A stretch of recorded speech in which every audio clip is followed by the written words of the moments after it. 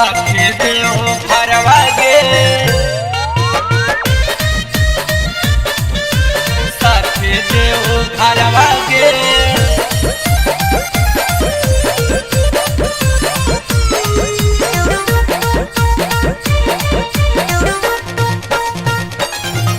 नवादा से लईबौ सूट सलवारवा गया से लईबौ कंवरवा गे हे रे फुसलाओ जन।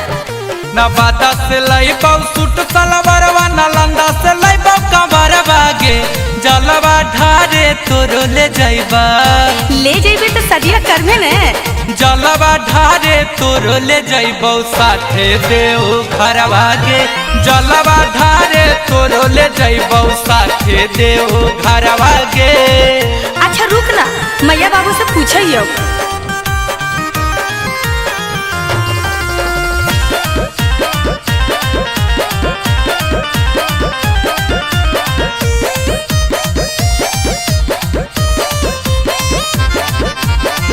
जैबै सुल्तानगंज जमुई मुंगेर होते बाका करबै राम रानी मिलते जहाँ फाका।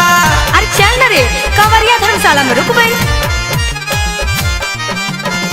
जैबै सुल्तानगंज जमुई मुंगेर होते बाका करबै राम रानी मिलते जहाँ फाका।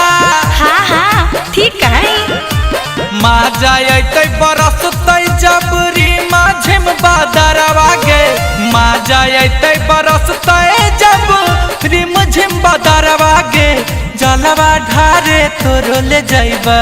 अरे तो ले चल ना खाली कहते रहे जलवा ढारे तोरो ले जाइबौ साथे देव घरवा गे जलवा ढारे तोरो ले जाइबौ साथे देव घरवा गे। अरे तो कब ले चल मी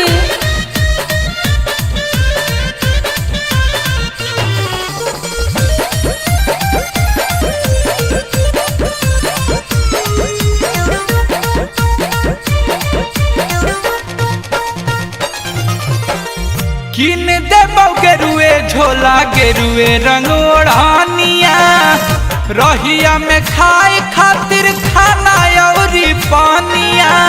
चले ना अब कौन दिक्कत है? ना ना अब कोई दिक्कत नहीं है। हर हर महादेव। किन देबौ गेरुआ रंग के झोला और ओढ़ानिया रहिया में खाए खातिर खाना औरी पानिया। हम तो खूब खइबै। हंसते हंसते चढ़ जाइबै सुइया पहाड़वा गे हंसते हंसते चढ़ जाइबै सुइया पहाड़वा गे जलवा ढारे तोरो ले जाइबा। खाली कहीं जलवा ढारे तोरो ले जाइबौ साथे देव घरवा गे जलवा ढारे तोरो ले जाइबौ साथे देव घरवा गे। जल्दी चले ना रे।